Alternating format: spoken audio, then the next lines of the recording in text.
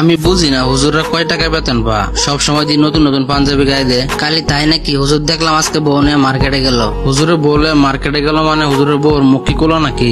না, মুখ ঢাকাই ছিল, কিন্তু তারপরে হুজুর কি কারণে বউলে মার্কেটে আইবো? আর একটা কথা বলি তোরে, এই দেশে কাপড়ের দাম কিন্তু হুজুরাই বাড়াইছে। কি লম্বা লম্বা পাঞ্জাবি ভরে দেওয়াস না? আবার দেখলাম হুজুরে অ্যান্ড্রয়েড ফোনও চালা। কি রে, তুই এগুলা কি বলতেছ? হুজুরে আবার অ্যান্ড্রয়েড ফোন চালাইবো কারে? হুজুর চালাবো একটা বাটন মোবাইল, মাঝে মধ্যে কেউ ফোন দিলে কথা বলবে এলাকাতেই। দেওয়াস না মানুষের বাড়িতে দাওয়াত খাইতে খাইতে হুজুরের পেট কত মোটা বানাইছে। মানুষের বাড়িতে খায় খাই তো পেটটা বানাইছে। দেওয়াস না আমরা শরীর হুগায় কি হয়েছে? আমি হইলাম মসজিদের সভাপতি আর হুজুরে আমার সালাম দিল না, ব্যাপারটা চিন্তা করার বিষয়। এত বড় অপমান আমি কোনোভাবে মানতে পারতেছি না।